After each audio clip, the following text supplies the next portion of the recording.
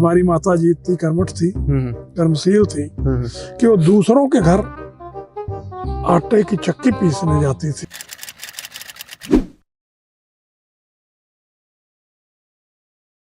विधायक तो हो गया पर तो हमको मार नहीं पाया ना अपने इसको। चलो भाई मुर्गा मंगवाओ, अच्छा, और इनको खाना खिलवाए। He seems to be a horse of the long race। कहीं वैसे ना अगेन तुम लोग तो लोफर गुंडा माने जाते हो रीवा के। गुंडों को मारते थे हम लोग, कहीं जानते नहीं कौन है। अरे हमने कहा तुम्हारी ऐसी तहसी जानते नहीं कौन है। गए उन्होंने मेरी पीठ थपथपाई कि तुम तो सक्सेसफुल हो गए यार। कहीं श्यामाचरण जी, हाँ कहीं ये अरे गहरे नहीं आए, ये हम लोगों को सबको हरा के अध्यक्ष बने हैं। मेरा सारा फोकस उन लोगों पर रहता है जो बड़ों से नीचे। तो फिर मैंने गधा आंदोलन करवा दिया, हथकड़ी छुड़वाया सबके सामने। पुलिस के कहे कि हथकड़ी नहीं छोड़ेंगे, हमने कहा हथकड़ी नहीं छोड़ोगे तो दाह संस्कार नहीं होगा, अब गोली चलाओगे तभी जाएगी। उसी की बात है कि हमारे 2 लड़के इंडिया खेल चुके हैं, एक ईश्वर पांडे और एक अभी सेन, कुलदीप सेन सेलेक्ट हुआ। सैकड़ों करोड़ का है घपला, 150। हाँ, कि विंध्य प्रदेश के लिए, मध्य प्रदेश के लिए सबसे अधिक राजस्व देता है।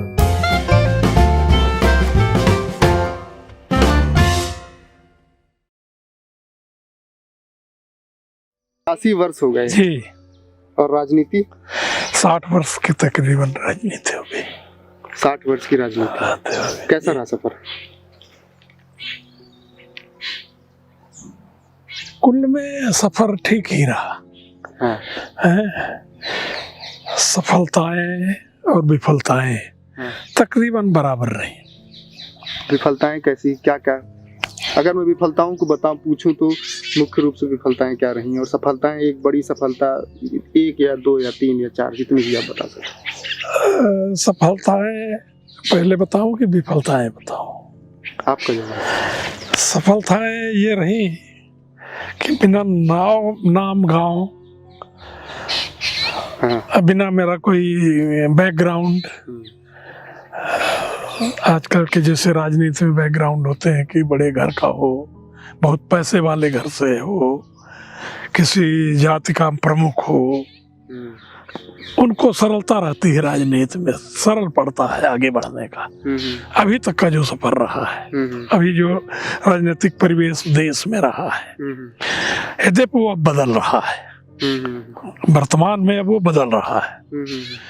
तो वो ऐसा कोई मेरा बैकग्राउंड नहीं था।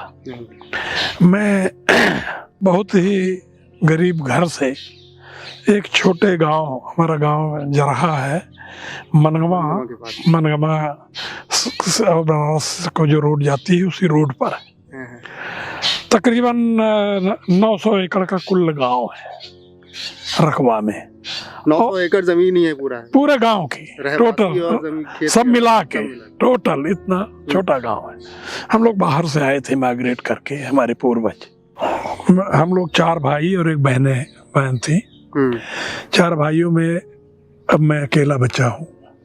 और मेरे बचपन के दिन मुझे याद है कि इतनी ज्यादा गरीबी थी हमारे घर में कि हमारे पिताजी का देहांत एक तो जब हुआ तब मैं बहुत छोटा था, 1-1.5 साल का। तो मुझे पता भी नहीं है कि मेरे पिताजी कैसे थे, कौन थे ये तो पता है कौन थे, पर ये नहीं ध्यान आ रहा, उनकी छवि नहीं याद आ रही याद कैसे थे। मेरे चाचा जी थे जो अब नहीं रहे, प्रभुनाथ सिंह जी, वो भगवान स्वरूप थे हमारे लिए, पिता स्वरूप। और हमारी माता जी, दोनों ने संघर्ष करके, हमारे चाचा जी PWD में मजदूरी के काम शुरू करके, और उनके कोई बच्चे नहीं थे।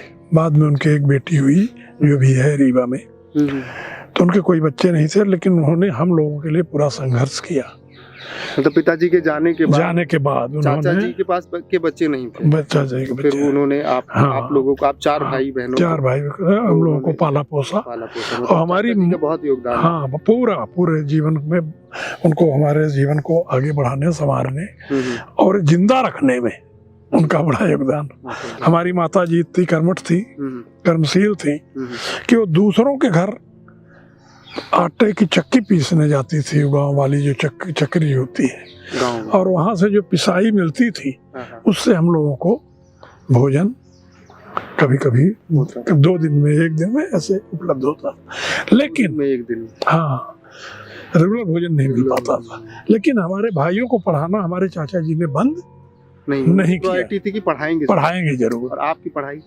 हमारी पढ़ाई 5वीं तक नहीं आप हुई। बड़े बेटे बड़े थे? नहीं, हम तीसरे नंबर थे। अच्छा, तीसरे नंबर थे। हमारी पढ़ाई शुरू में नहीं हो पाई, इसलिए कि 2 भाई पढ़ रहे थे हमसे बड़े, तो उन्हीं को पढ़ाना मुश्किल पड़ रहा था हमारे चाचा जी को। तो हम गांव के और अपने ढोर ले जाते थे चारा गाँव में। अच्छा। चराते थे, वहां से भी कुछ आमदनी होती थी। थोड़ा गांव वाले जो दे देते थे। इस तरह से हमारी जीवन शैली चली।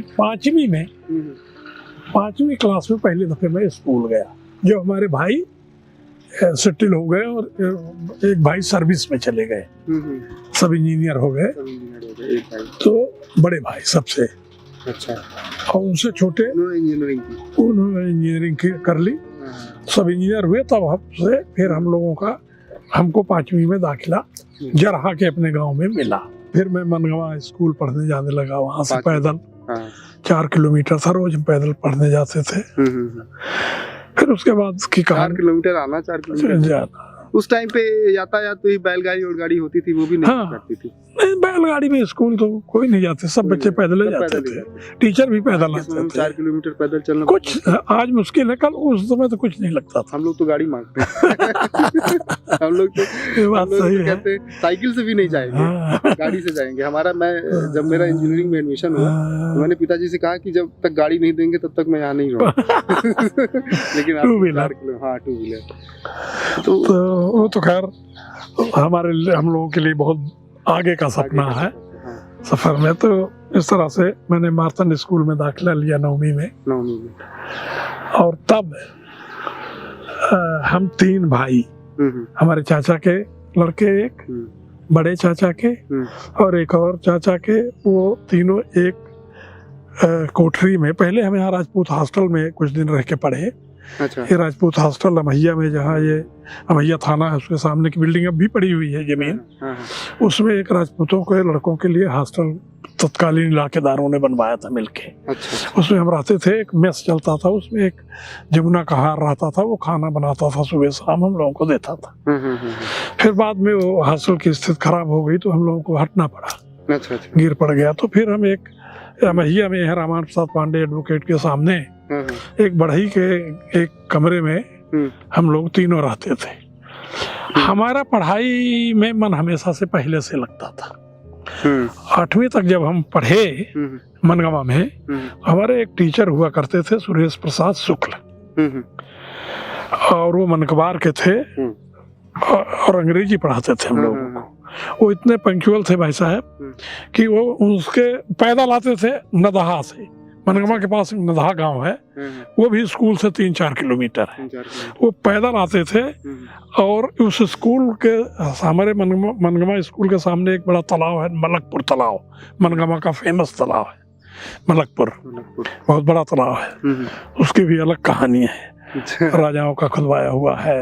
वहाँ लोग जाते थे, वहाँ से पास होते थे तो वहीं रुक के पैदल जाते थे इलाहाबाद प्रयाग दर्शन। तो वहाँ रुक के खाना पीना खाए बनाए, और उसमें बर्तन हमेशा तैरते रहते थे। अच्छा।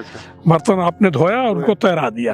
दूसरा यात्री आया तो उसने बर्तन निकाले, खाना बनाया। अच्छा। उसने धोया, तैरा दिया। ये मतलब वहाँ पे बर्तन की सुविधा अपने आप उपलब्ध थी इस तरह से। खैर, तो हम कहाँ था? मनगवा में अब भी है मलकपुर तालाब। अच्छा। अब वो वहीं तहसील, वहीं का नगर पंचायत, सबके वो क्वार्टर वहीं बने हैं, ऑफिस। तो इतने पंक्चुअल थे कि घड़ी देखते थे हम लोग कि मास्टर साहब आ गए, मतलब 10 बज गए, स्कूल का टाइम हो गया। वो मारने में बहुत फेमस थे, वो मारते थे बहुत। बिगनर्स ग्रामर एक होती थी पहले, उसको रटाते थे कि ये रट के आना। खैर वो तो अलग बात है, सबको मारते रहते थे। संयोग ये हुआ कि हमको मार नहीं पाए कभी। और जब मैं पहले दफे विधायक हुआ, अच्छा, तो और वो रिटायर होके अपने गांव में रह रहे थे मनिकबार में, तो मैं गया और उनके गांव की पैदल रास्ता पैदल आप गए। गए, हाँ। चरण पड़ा तो कहीं ना अब नागेंद्र विधायक तो हो गया पर तो हमको मार नहीं पाए ना हम अपने इसको हमको खूब याद है। ऐसे वो गुरुदेव थे। फिर उन्होंने कहा हमारा रास्ता नहीं है, मैंने उनका रास्ता बनवाया उनके घर तक पैदल।